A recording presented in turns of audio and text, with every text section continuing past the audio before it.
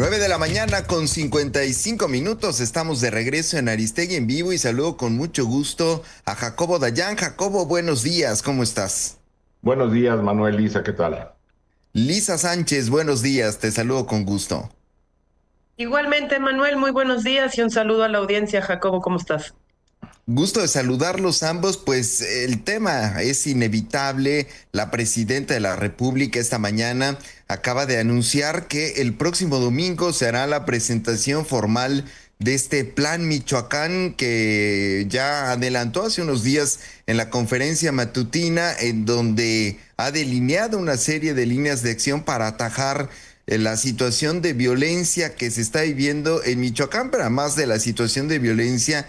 Este plan anunciado y adelantado por Sheinbaum se compone de varios ejes. Esto tras el asesinato del alcalde de Uruapan, Carlos Manso. ¿Cómo ves las cosas, Jacobo? Bueno, Manuel, primero yo quisiera decir que, bueno, lo primero, evidentemente, mandar un abrazo a la familia, a los amigos, al movimiento político y a la gente en Michoacán. Pero yo no comparto, y me parece que es muy evidente, que esta reacción del gobierno federal se deba a un intento por contener la violencia en Michoacán, y lo explico. En Michoacán, como hemos sabido, y bueno, también en días recientes se dio el asesinato de un empresario limonero, de Bernardo Bravo, y ahí no hubo reacción. Hay decenas de presidentes municipales asesinados en Michoacán en los últimos meses y años. Las cifras son enormes. En los últimos, digo, desde que gobierna Morena, estamos hablando en todo el país de más de 70 presidentes municipales asesinados. Y si el objetivo tuviera que ver con contener la violencia, pudo haberse implementado en cualquier otro momento. Es evidente que lo que se intenta es contener la indignación social, la movilización social, la presión al gobierno, porque este asesinato de Carlos Manso levantó mucha indignación tanto en Uruapan como a nivel nacional. Entonces, la respuesta del gobierno tiene que ver con mantener viva su propia épica discursiva. Este tipo de gobiernos autoritarios populistas se sostienen a partir de una épica discursiva y la reacción tiene todo que ver con mantener viva esa épica, no para contener la violencia. La violencia les es inclusive, y también lo digo porque dicho que la cantidad de asesinatos y violencia que ha habido en Michoacán en los últimos meses y en otros estados, hay que decirlo, recordemos tan solo cuando recién llegó la presidenta Claudia Sheinbaum a gobernar, hubo un asesinato con decapitación en Chilpancingo. Nunca llegó un plan para pacificar Guerrero, por ejemplo. La investigación se la encargan a la Fiscalía Local, que me parece un completo desatino si la intención es esclarecer los hechos. El propio Carlos Manso había denunciado abiertamente los vínculos criminales bueno, y está documentado del gobernador de Michoacán con el crimen organizado, una desconfianza absoluta hacia los poderes estatales, y se le encarga la investigación a la Fiscalía de Michoacán con la intención de mantener lo más acotado posible las responsabilidades. Evidentemente esa Fiscalía no va a poder investigarse a sí misma, o al gobierno de Michoacán. ¿Qué responsabilidades hay ahí? Si la investigación va a terminar en detener al autor material, bueno, que fue asesinado, y al círculo cercano de autores materiales, eso no es esclarecer una investigación. Habría que ver las motivaciones, quiénes son la célula criminal que realizó este acto, y también creo que habría que analizarlo de manera contextual. El asesinato, como ya bien se decía en la mesa de María Idalia y Anabel, se da en un evento público. Eso es un intento de mandar un mensaje. Y el asesinato, juntando esto con el asesinato de Bernardo Bravo, el limonero, lo que tenemos, y me parece muy claro, es que además de la violencia dirigida contra aquellos que levantaron la voz, como lo ha dicho Rosana Reguillo, una académica del ITESO de Guadalajara de manera reiterada, un tipo de violencia que vivimos en México es una violencia disciplinante.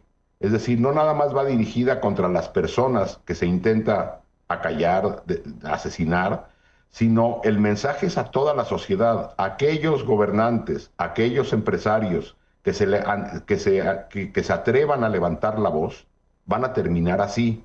Y esta violencia genera de manera muy brutal un temor con el objetivo, repito, de disciplinar hacia el silencio a buena parte de la sociedad que está exigiendo cambios. Entonces, la Fiscalía, la Fiscalía de Michoacán no tendría que ser quien hace la investigación, porque una investigación seria tendría que dar con la red completa y cuáles son los vínculos políticos que han permitido a esa red operar. Ya hemos sabido y ha salido a la luz pública que el gobierno federal tenía información de la operación de estos grupos criminales en la región, como en muchas otras regiones, y que tenía información sobre el huachicol fiscal y sobre la barredora desde meses y meses y años anteriores y nunca se hizo nada. La pregunta es, ¿quiénes desde el poder político generaban esta red de impunidad? Eso no lo vamos a saber nunca, ni en el caso del huachicol ni de la barredora, ni en el caso de Michoacán, y menos si la investigación se está haciendo a nivel estatal. Lo que tenemos es un plan refrito sobre Michoacán que habla de manera eufemística de paz, de seguridad y justicia. La pregunta es, ¿de qué justicia estamos hablando en un país de impunidad prácticamente absoluta? Las redes macrocriminales en las que participan políticos de altísimo nivel, a nivel estatal y federal, los grupos del crimen organizado y empresarios están intocadas. Entonces, lo que tenemos es un listado de buenos deseos, que parece más bien un refrito de lo que ya se tenía, y un intento de mantener viva una épica discursiva, populista, para tratar de contener la demanda social, no la violencia. Así, de primer saque diría eso. Gracias, Jacobo Dayan. ¿Tú ves esa respuesta a la ola de indignación que se desató y que incluyó varias protestas y, por supuesto, multitud de condenas, de reacciones en torno, sobre todo, a estos planteamientos que había hecho Carlos Manzo, que eran públicos, que estaban en las redes sociales, que estuvieron en distintos medios de comunicación con entrevistas que dio en donde reclamó el apoyo federal y que evidentemente en el contexto de su asesinato pues revivieron, cobraron nuevamente esa relevancia como parte de ese contexto de violencia que se vive en Michoacán y que además veníamos, como bien lo señalas, del asesinato del líder dimonero Bernardo Bravo. ¿Qué decir por tu parte, Lisa Sánchez? Gracias, Manuel. Gracias, Jacobo. A ver, yo coincido con Jacobo en que de manera reiterada, no solo en esta administración, lo que hemos visto cada que hay crisis de violencia adicionales, digamos, a la violencia estructural y cotidiana que vivimos, los gobiernos anuncian acciones que están muchísimo más orientadas a la administración del problema, tanto para una opinión pública como para que pues se pueda de manera performativa, ¿no?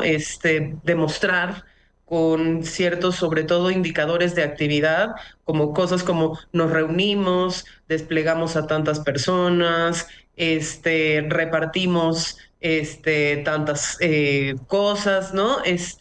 Más que con indicadores de desempeño, pues que están haciendo algo. El problema de eso es porque que si no nosotros no atendemos verdaderamente lo que está sucediendo, la crisis se repite una y otra vez. Y ahí está el Michoacán del 2006, del 2007, y ahí está el Michoacán del 2011, y ahí está el Michoacán del 2018 y el de 2019, y de manera, ¿no?, permanente. Pues lo que estamos hablando aquí es hablar de las tragedias. Cuando no es Michoacán es Chiapas, cuando no es Chiapas es Sinaloa, cuando no es Sinaloa es Zacatecas, cuando no es Tabasco. Yo a qué le pondría, digamos, atención. Una de las cosas que dice Jacobo y que me parece que es muy importante es que este asesinato tiene un claro mensaje de intimidación a la sociedad, a los empresarios, a los funcionarios públicos incluso que quisieran ver las cosas cambiar o quisieran hacer las cosas diferentes, de que denunciar tiene un costo y que el costo de la denuncia es la vida. En ese sentido, ¿no? Una respuesta que realmente tuviera una orientación hacia la solución de ese problema no solo incluiría la dimensión institucional que ya mencionaba Jacobo, donde el Fiscalía General de la República es quien tendría que investigar con un enfoque sistémico, incluyendo precisamente investigar a los propios funcionarios que están detrás de estas redes, aclarar la intencionalidad del crimen en su totalidad, pero además, pues efectivamente ir descapturando paulatinamente tanto a la Fiscalía Local como a las instituciones de seguridad pública. También los temas de policía de investigación, también los temas de policía preventiva en el municipio y en el estado.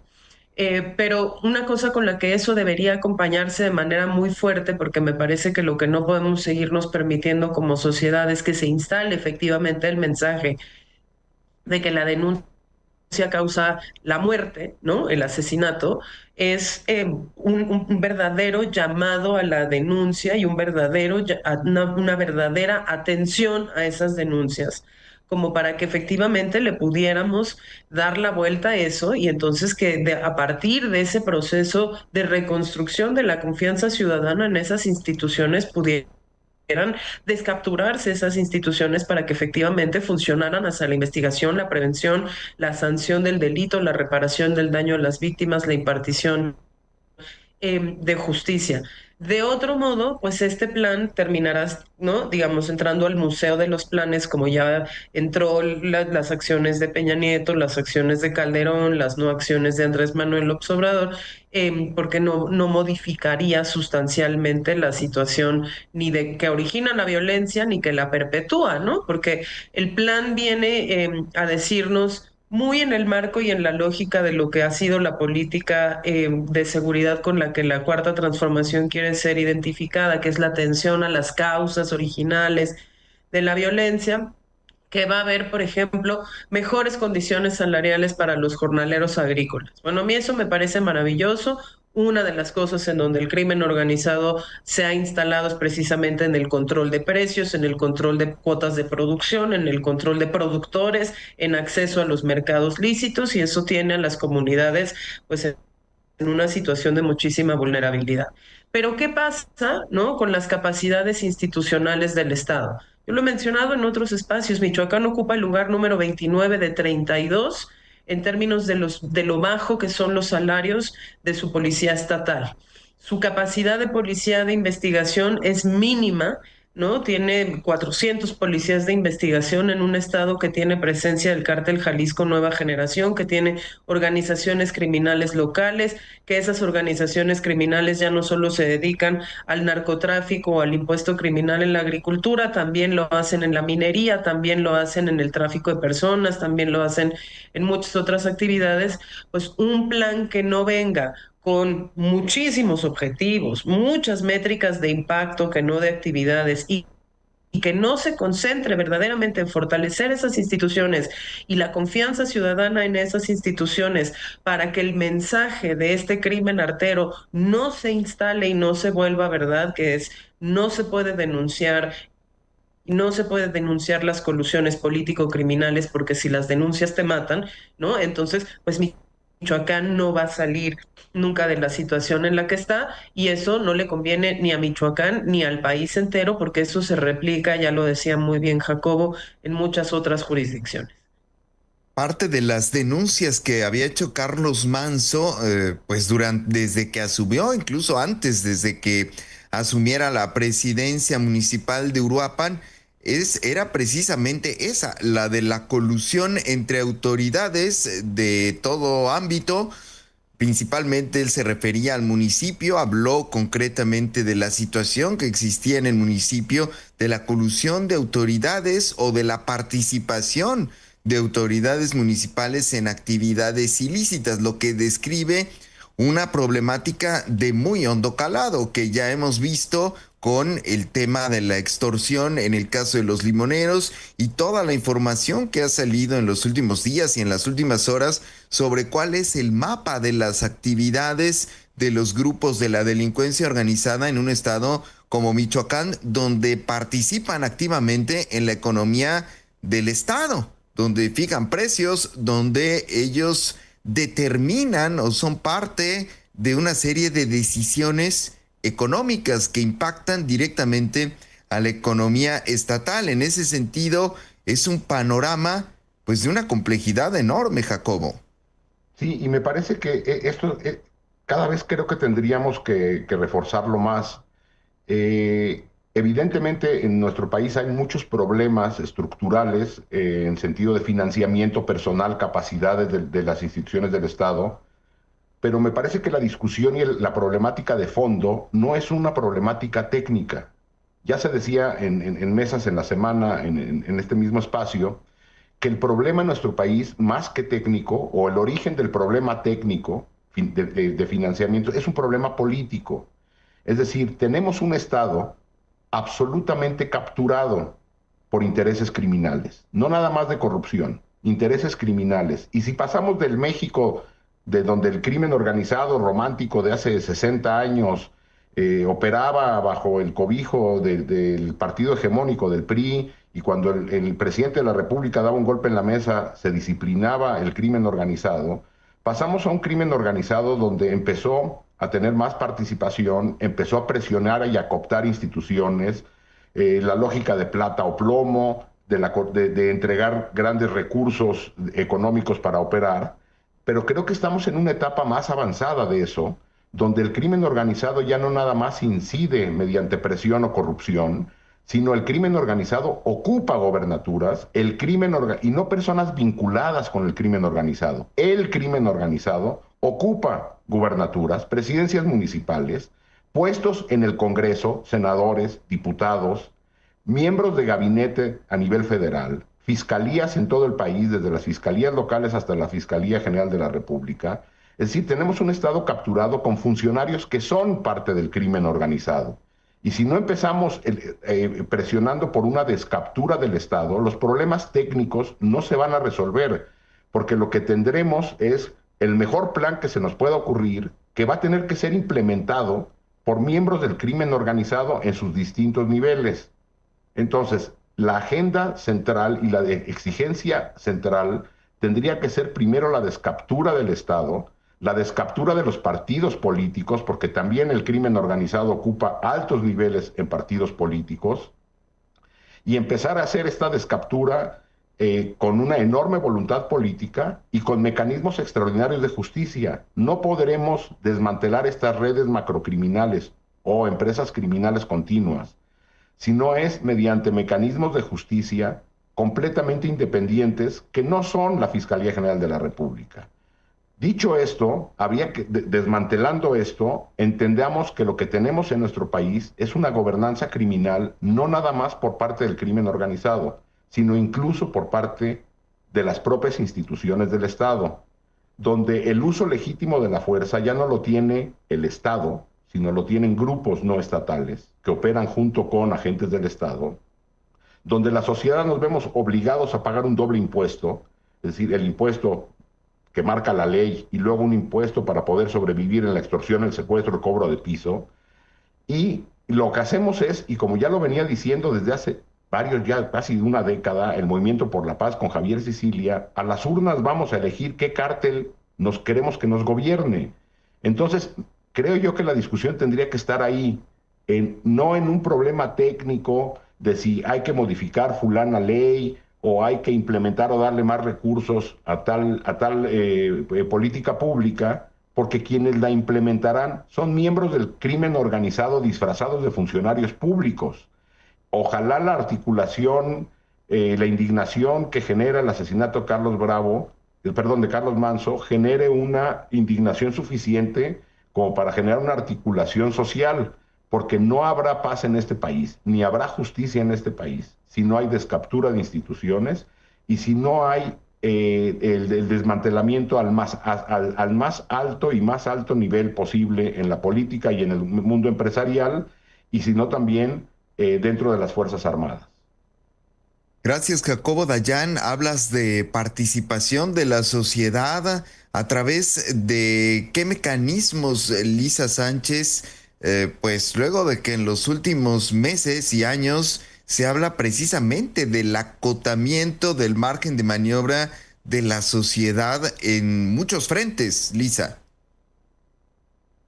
Sí es, Manuel. Bueno, también hemos estado analizando, digamos, cuáles han sido las respuestas de esa sociedad civil organizada en otros contextos y en otros em, eh, periodos de crisis, ¿no?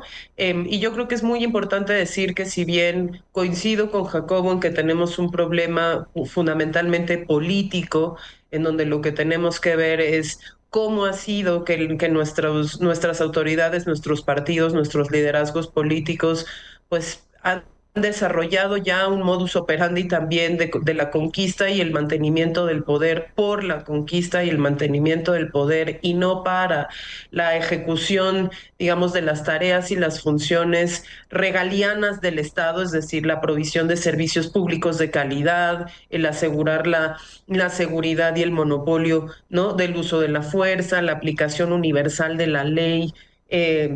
Sin que la aplicación de la ley o el funcionamiento institucional sean efectivamente un privilegio, ¿no? Siempre hay una parte en la cual pues la presión social es la que ha sido la que ha puesto el dedo en la llaga y en la que de alguna manera puede dar causa a este enojo y este hartazgo social como para que algunas cosas cambien. Habiendo dicho eso, y ahorita doy un par de ejemplos de cómo efectivamente sí puede haber y debe haber una respuesta de sanción social a esto. Una de las cosas que creo que es importante decir es que la sociedad no puede sustituir la voluntad política con la que se tiene que realizar esta descaptura. Es decir, la sociedad civil organizada y no organizada está harta, está cansada, exige soluciones y tiene que seguir protestando para que esa presión efectivamente conduzca a la toma de ciertas decisiones.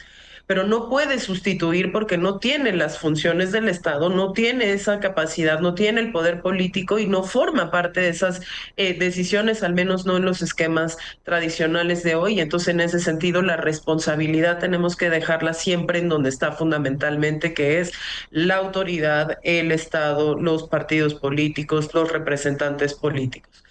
¿Qué ejemplos sí tenemos de una sociedad civil que se ha pues cuestionado precisamente cuál es la consecuencia y cuáles son los impactos de vivir y acostumbrarse a vivir en espacios de gobernanza criminal, como mencionaba Jacobo? Sinaloa, después del Culiacanazo, Sinaloa, después de la captura de los narcos que volvió a desatar, digamos, la guerra criminal que vemos desde mediados finales del año pasado y que tiene pues al Estado en unos niveles de violencia tremendos, ya no solo por cuestiones de homicidio doloso, de asesinato, sino también por un incremento tremendo de los delitos contra la libertad personal, ¿no? Los secuestros, los raptos, las desapariciones, etcétera, en el Estado hace de esa indignación social y llama a un pacto grande por la cultura de la legalidad en donde están participando organizaciones sociales, religiosas, medios de comunicación,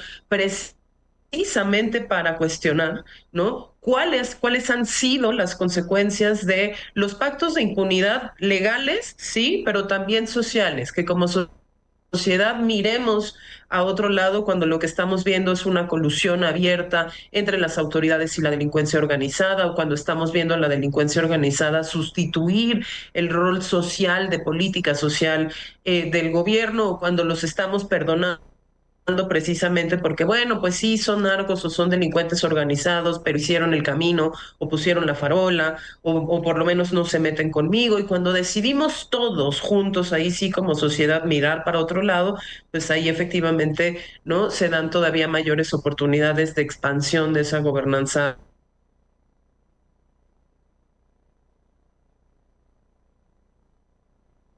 Uy, me congelé, me quedé, o se congeló Lisa, Lisa. algo se congeló. Yo creo que Lisa se congeló. ¿Con qué cerrarías, Jacobo Dayan, ahora que recuperemos a Lisa Sánchez? Sí, bueno, ya Lisa estaba haciendo un recuento de las acciones que sociedad civil ha podido hacer.